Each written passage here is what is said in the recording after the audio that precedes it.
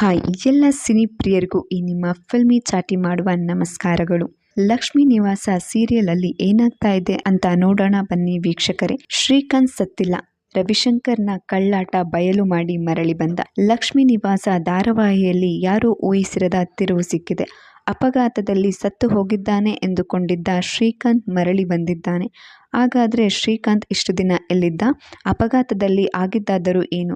ಇಷ್ಟು ದಿನ ಶ್ರೀಕಾಂತ್ಗೆ ಮಗಳು ನೆನಪಿರಲಿಲ್ವಾ? ಮುಂದೆ ಸಿದ್ದೇಗೌಡರು ಜೈಲಿನಿಂದ ಹೊರ ಬರ್ತಾರಾ? ಈ ಹಿಂದೆ ಭಾವನಾ ಹಾಗೂ ಶ್ರೀಕಾಂತ್ ಮದುವೆಗೆ ಎಲ್ಲ ತಯಾರಿ ನಡೆದಿತ್ತು.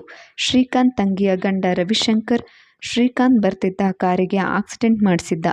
ಆಕ್ಸಿಡೆಂಟ್ನಲ್ಲಿ ಶ್ರೀಕಾಂತ್ ಸತ್ತಿದ್ದಾನೆ ಅಂತ ಎಲ್ಲರೂ ಭಾವಿಸಿದ್ರು. ಇದರಿಂದ ಭಾವನಾ ಮದುವೆ ಕೂಡ ನಿಂತಿತ್ತು. ಬಳಿಕ ಭಾವನಾ ಸಿದ್ದೇಗೌಡರು ಮದುವೆ ನಡೆದಿತ್ತು. ಇದೀಗ ರವಿಶಂಕರ್ ಕುತಂತ್ರದಿಂದ ಶ್ರೀಕಾಂತ್ ಕಾರನ್ನು ಅಪಘಾತ ಮಾಡಿದ ಆರೋಪವನ್ನು ಹೊತ್ತು ಸಿದ್ದೇಗೌಡರು ಜೈಲು ಸೇರಿದ್ದಾರೆ. ಈ ವಿಚಾರವಾಗಿ ಕೋರ್ಟ್ನಲ್ಲಿ ವಿಚಾರಣೆ ಕೂಡ ನಡೆಯುತ್ತಿದೆ. ಒಂದು ಕಡೆ ಸಿದ್ದೇಗೌಡರನ್ನ ಬಿಡಿಸಲು ಭಾವನಾ ನೂರಾರು ಪ್ರಯತ್ನ ಮಾಡುತ್ತಿದ್ದಾಳೆ.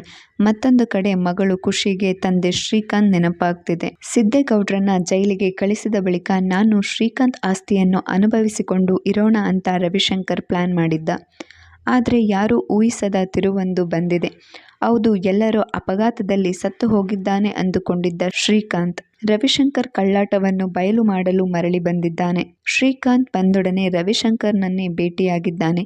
ಶ್ರೀಕಾಂತ್ನನ್ನು ಕಂಡು ರವಿಶಂಕರ್ ಶಾಕ್ಗೆ ಒಳಗಾಗಿದ್ದಾನೆ. ಆದ್ರೂ ಭಾವ ನಿಮ್ಮನ್ನ ನೋಡಿ ಎಷ್ಟು ಖುಷಿಯಾಗ್ತಿದೆ ಗೊತ್ತಾ ಅಂತ ಶ್ರೀಕಾಂತ್ನನ್ನು ನಂಬಿಸಿ ತಮ್ಮೊಡನೆ ಬರುವಂತೆ ಹೇಳಿ ಬಳಿಕ ಕಿಡ್ನಾಪ್ ಮಾಡಿ ಸಾಯಿಸಲು ಪ್ಲಾನ್ ಮಾಡ್ತಾನೆ. ಆದರೆ ರವಿಶಂಕರ್ ಪ್ಲಾನ್ ಫ್ಲಾಪ್ ಆಗುತ್ತೆ. ಕಾರಣ ಜಯಂತ್ ಎಂಟ್ರಿ. ಶ್ರೀಕಾಂತ್ನನ್ನು ಕಿಡ್ನಾಪ್ ಮಾಡಿದ್ದ ಜಾಗಕ್ಕೆ ಬಂದ ಜಯಂತ್. ಶ್ರೀಕಾಂತ್ ನನ್ನ ರಕ್ಷಿಸ್ತಾನೆ. ಇಬ್ಬರು ಸೇರಿಕೊಂಡು ಆ ಗೂಂಡಗಳನ್ನು ಹೊಡೆದು ಹಾಕ್ತಾರೆ. ಒಟ್ನಲ್ಲಿ ಶ್ರೀಕಾಂತ್ ಎಂಟ್ರಿಯಿಂದ ವೀಕ್ಷಕರು ಫುಲ್ ಖುಷಿಯಾಗಿದ್ದಾರೆ. ಹಾಗಂತ ಟ್ವಿಸ್ಟ್ ಇಷ್ಟಕ್ಕೆ ಮುಗ್ದಿಲ್ಲ. ಮುಂದೆಯೂ ದೊಡ್ಡ ತಿರುವುಗಳು ಇವೆ. Thank you.